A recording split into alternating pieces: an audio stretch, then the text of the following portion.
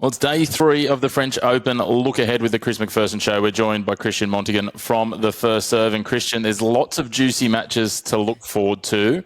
Where would you like to start, the men's or the women's today? I think from an Aussie perspective, let's start with Alex de Minaur, right?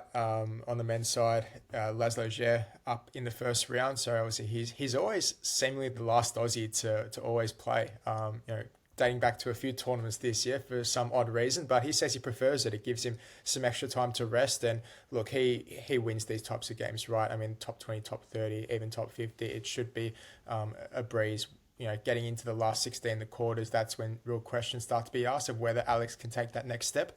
But I think for now, it's just about for him managing his energy, getting this done in 3 sets, 4 sets maximum, and getting on with it. So I'm looking forward to what he can do from an Australian perspective. And obviously you've got Olivia Gadecki as well on the women's playing Coco Gauff. Massive assignment for her. She'll be just out there enjoying the experience. I don't think she'll expect too much out of it, albeit obviously she'll try 100%. But I think Coco, she's been terrific over the past few clay court tournaments, making the final in Rome only a couple of weeks ago. So yeah, from an Aussie perspective, that's the 2 games I'm looking forward to. Yeah, certainly a good look for the Aussies. As you say, Coco Gauff, a huge task for Olivia Gadecki, but again, great opportunity to go and take her on in one of the biggest arenas there are in terms of world tennis at the Grand Slam. So there's obviously lots of others outside the Aussies. There's some French hopes. There's some other interesting stories. Let's jump into the men's and let's talk Hubert Hurkacz. We know that he just played in the final against Novak Djokovic for Novak Djokovic's 100th tournament. Hubert only, in recent years has been, a top 8 to 16 seeding. He's been around the fringe of that. He's got that potential. But he's drawn one of probably the hardest non-seeded players in his first round. So this is an absolute cracking round 1 match up against João Fonseca. Yeah, for sure. And what's funny is this is actually scheduled for court 7. So this is going to be absolutely packed to the houses. You've got a lot of Brazilians apparently over there in Paris. So there's going to be a lot of, let's call it home support, being with a lot of Brazilian fans in the stands on court 7. But they haven't learnt their lesson because Fonseca played an outside court match back in the Miami Open, and then they had to move that match over to center court because there was a retirement, and then all the Brazilian fans put their arms in the air, saying, "Oh, what's going on? This isn't fair. We paid tickets to watch him play." So yeah, the atmosphere is going to be electric. And for Hurkacz, it's been a bit of a decline over the past few months, it must be said. But as you said, he's previously been top 8, top 10 throughout his career for a sustainable amount of time. He's been there for a while. And it's just recently that he just hasn't been able to find that consistency and really find his mojo. But this could be the tournament and the opponent to really kickstart, revitalize his career in a sense. You mentioned he made the final in Geneva against Novak. Probably should have won that, to be honest. He had 2 tie breaks in the second and third sets. Couldn't quite get over the line, but it's encouraging for him that perhaps he's slowly, starting to get back to his peak. On Fonseca, obviously, we've seen some really big peaks already from him. He's only 18 years old, the youngest man in the draw. We know the South Americans tend to suit clay well as a generality, and it's a very broad stereotype.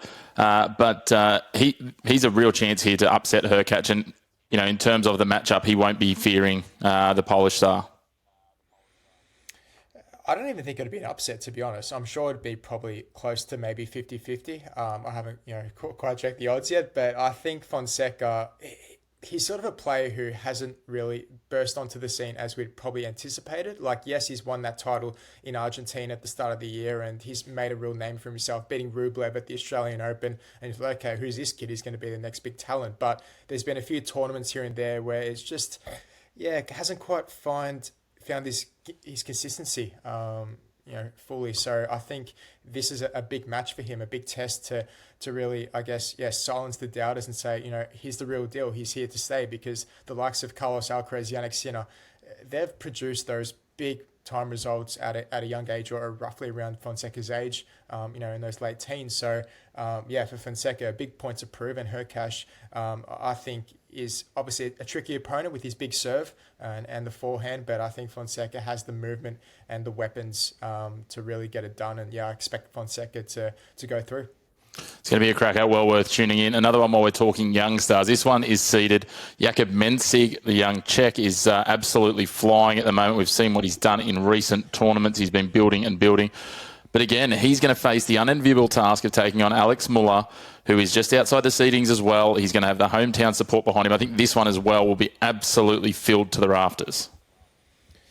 Yeah, for sure. You mentioned that home support for Muller being, the French home local hope for France. So, I mean, Muller's an interesting one. He actually beat Zverev, if you remember, only a few days ago back in Hamburg. I think it was the second round. So, I believe he saved a match point in the second set, or a couple of match points. So, yeah, he's going to be a tricky task for Menchik, who we know, obviously back off the Miami Masters victory, beat Djokovic in the final. He's another one who has just loads of potential. A really humble kid as well. Off the court, speaks really well. So, yeah, really looking forward to this one as well.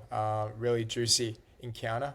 Who can, I guess, sustain the big pressure moments. I guess I can easily see this going to 4 or 5 sets. Menchik is just one of those players who, albeit he does have the talent and the capabilities, he's just, one of those who can have a couple of mental lapses in concentration. And this could be potentially for Muller a chance to capitalise on that with the home crowd as well behind him. Yeah, we know the French crowd gives those French players another leg. The other player you talked about, our final men's game to have a look at for day 3. You talked about Alex Zverev. Obviously, he had that window leading into this French Open with no Yannick Sinner to claim that number 1. He's had an absolute horrible run until very recent times where we've started to see some glimpses of more Alex Zverev of old. But again, he comes up against Lerner Tien, who made that awesome run to the 4th round of the Australian Open. He's ranked in the 60s. This is, while Tien won't be as well suited to clay, this is still a danger game for Zverev. He's got to come out all guns firing the first round. He does indeed, but at the same time, you mentioned right there at the end, Tien, this isn't his favourite surface. I mean, if he was able to cause the upset against Zverev, I think, serious doubts are going to be in Zverev's mind as to, what else can I do? Because I made the Australian Open final, fell short to obviously a better player in Yannick Sinner, which he admitted afterwards. And from there, he's just been very disappointing because you've had Sinner with this 3-month ban. That was a chance for him to potentially, jump on that and reach world number 1 for the very first time. So there's been a few disappointing losses here and there, first round exits, which you wouldn't expect from a player of Zverev's caliber. Recently he won the Munich Open, which is a pretty weakened field. I don't want to take anything away from him too much, but he's got to state the facts. And like I mentioned, Hamburg, that early exit to Muller. So yeah, he's arriving low on confidence, and Zverev is one of those players who he thrives on, winning a lot of back-to-back matches, getting that confidence up, because that's what his game relies on. You notice, for example, in the final against Sinner, in those really big moments, he tends to detract, on the baseline, doesn't really go for his shots. I don't know, you could potentially see this in this game against Tien, given that confidence that I just spoke upon. So, yeah, really interesting to see if Tien can really take it to him and go in there with no fear. Certainly will be interesting. We know Zverev at his best is, fitting of his ranking, and look, he's going to have to lean into that and continue to try and make a run here. But, we've seen some illness and some other challenges for him. So we'll wait and see how he shapes Tien. Could it be another fairy tale story as he makes a run in his first real attempt here at the French? We talked about the women's before, Olivia Gadecki taking on Coco Gauff. Let's pick out a couple of other games there, and there's some former very handy players who are unseeded and very dangerous, and that's probably where I've taken my focus here. Let's talk first the 25th seed, Magdalena Frech. She would have not really been pumped when the draw came out and she saw that she's drawn Ons Jabeur in the first round. That's about as tough as it's going to get as a seeded player. Yeah, for sure. I mean, in saying that, Jabeur hasn't been her usual self over the past, 6 to 12 months. A few losses here and there. I mean, I'm going back. She's lost her past 2 matches on the clay. So we know clay isn't her preferred surface. She loves the grass. She's made 2 Wimbledon finals, which she fell short there. And she admitted that those took a real mental toll on her, because then obviously the injuries came and it's been tough for her to come back into competitive action. But yeah, Frech's going to be a very tricky opponent, that's for sure. Being seeded, she has a bit of form behind her as well. A really power hitting player as well, which can really blow a lot of players off the court. But Jabeur, with her, I guess, variety and style of play, the slice, the drop shot, she can really throw a lot of tricks in the bag. So I'm expecting probably a 3-setter here, to be honest. I'm not really sure which way it's going to go, but given form, I'd probably give it slightly to Magdalena to get the job done. Yeah, I think you'd lean to Magdalena, but if you get close to the Ons Jabeur that's made the quarterfinals in recent years here at the French, she could blow her off the court, but she hasn't shown that recently, as you said. Someone that Magdalena Frech came up against a couple of weeks ago at the Italian Open was Victoria Azarenka, another player who, look, I don't think it's too blunt in saying she's probably a shadow of her peak, but she takes on Janina Wickmeyer, two players that at their best are absolutely highlight reel, but are we going to see close to the best of either of these? Interesting, because for Wickmeyer, this is going to be her last French Open. She's announced her retirement at the end of the European summer, which is a shame because she's been on tour for quite a while and a real consistent, solid player. Obviously not breaking into that top elite level as such, but this is a player at the same time who can cause problems against someone like Azarenka, who, as you rightly mentioned, just hasn't been at the races, game by game, tournament by tournament. It's like, what do you really expect from her? So we know she obviously has the talent behind her, the experience may well get her over the line, but you can say the same about Wickmeyer as well. She's been on the tour for nearly 20 years. So this is going to be a really, tough assignment for both of them. Just looking at it, it's probably a coin flip. Probably have to lean slightly towards Azarenka given the amount of quality matches she has behind her, albeit there have been a lot of losses. But she's the type of player who knows how to navigate her way past the early rounds of Grand Slams, and this could be another match for her to maybe get a good win under her belt, and who knows from there to maybe kick on and win a few more. Yeah, I think I'd lean to Azarenka. I think, as you say, the challenge for either of these is whoever wins is if they start to get a little bit of momentum over the first couple of rounds, they could be a real wild card. I don't see them going, anywhere crazily deep, but they could just be a real spanner in the works for someone who might be, fatigued after a few three-setters, etc.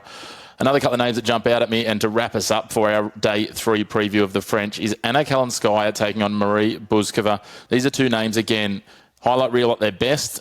Unfortunately, we don't always see their best at the moment. Yeah, that's right. These two, like I've spoken a lot about inconsistency, over this episode, but these two players really sum it up, don't they? Like at their best, they're very, very good to watch, and the opponents are thinking, okay, what's going to come at me next? Because they can be a bit unpredictable at times with, for example, their shot selections and how they go about it.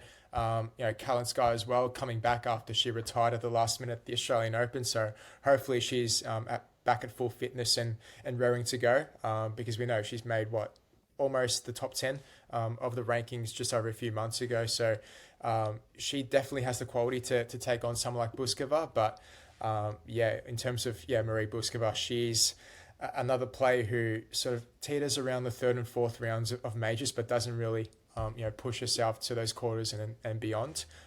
So really fascinated to see how this one plays out.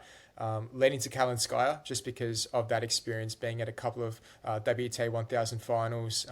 She knows how to get the job done in these scenarios. So, expecting a tight contest nonetheless. Yeah, I think when we look at that more recent form over all surfaces, Kalinskaya probably gets the lean. And again, the fact, and I know that tournament in Strasbourg, it wasn't Jessica Pegula's best surface, but Kalinskaya stayed in the arm wrestle and beat her in 3 sets. So that's what's getting me to lean her there.